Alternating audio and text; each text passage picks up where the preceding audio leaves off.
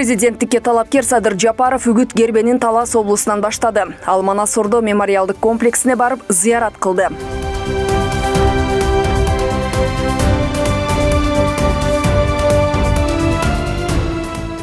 Кыргыз мамлекеттүүлүгүнүн түптөлгөндүгүнүн башатушу Талас болот. Манас атабыздын арбагы жатат. Түпкүлүктүү эл, касиеттүү жер, ошондуктан ушул Талас жергесинен башталды.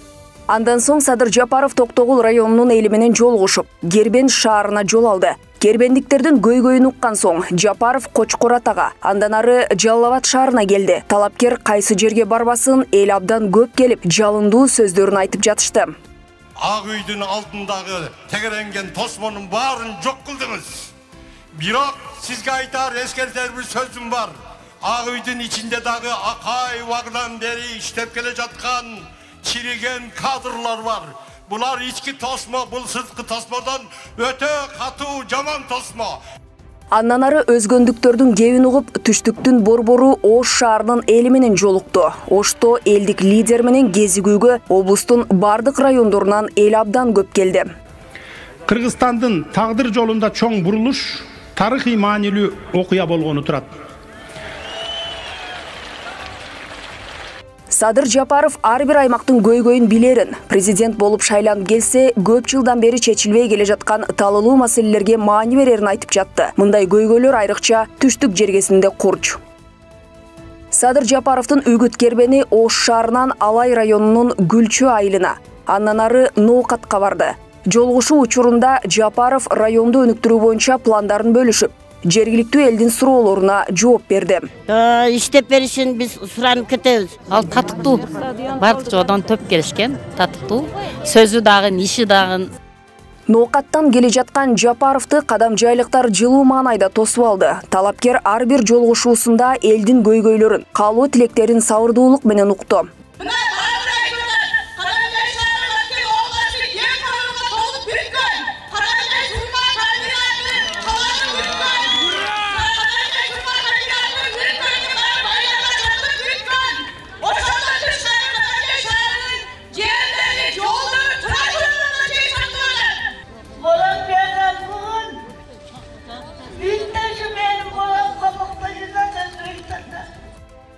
Кыргызстандын борборунан эң алыс жайгашып, коңшу мамлекеттер менен чектешкен Өрүкзарлуу Баткен аймагы стратегиялык жактан өзгөчө орунда турат. Ошого жараша Баткен эли да чыдамкай жана мээнетке чекенин белгилеген Садыр Жапаров өлкө бүтүндүгү үчүн аймакты өнүктүрүү зарылдыгы курч экенин айтты. Баткен облусу Боордош, Өзбек жана Тажик республикалары менен чектешкен өзгөчө шарттагы чек ара аймагы. Көп вакыттан бери талаш тартыш жаратып келген чек ара маселелери тынчтык менен сүйлөшүүлөр аркылуу чечилиши керек. Бул маселеде мен калайык калкты сабырдуулукка чакырат элем. Чек араны тактоо иши биздин кошуналар менен болгон мамилебизди бузбастан, тескерисинче элдин ортосундагы достукту жана кызматташтыкты түбөлүккө бекемдеп, саясий, экономикалык жана социалдык, маданий алаканы чыңдагандай болушу керек. Кече 10 күн иштеди. 10 күндө Кыргызстанда 30 жыл болбогон ишти жашап койду да. Дагы уланып атат. Кыргыздын бардык көйгөйлүү маселелерин көзү менен көргөн, ушунчалык түшүнгөн адам деп сезебиз биз азыр. Бир гана ишеничибиз Садыр Жапаров болгон азыр ошо бизде. Президенттикке талапкер Садыр Жапаровдун үгүт кербени Лейлек районуна келди.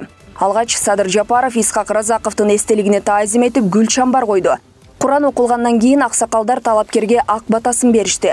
Кулунда айылынын тургундары да талапкерди жылуу маанайда тосуп алышты. Сөз сүйлөп жатып Садыр Жапаров Кыргыз мамлекетинин өнүк өсүшүнө зор салым кошкон мамлекеттик ишмер, Кыргыз Республикасынын баатыры Исхак Разаков тууралуу чынчыл, чечкиндүү болгон үчүн өмүрүн берди деди. Садыр Нуркожоев ел үчүн, жер үчүн күрөшкөн адам, акыйкатчыл, чындыкты сүйгөн адам. Мен дагы ар дайым чындыкты, акыйкатты сүйөм. Садыр Нуркожоевду колдойм. Садыр Нуркожоевду шайлайбыз. Ел шайлат, аксакалдар дуа берет, бардыгын. Ушуну менен Садыр Жапаровдун түштүктөгү шайлоо өнөктүгү жыйынтыкталды. Ар бир жолугушууга миңдеген жарандар агылып келди. Алар Жапаровго жардам берерин айтып, өнүгүүгө карай бирге жол алалы деген тилектерин билдиришти.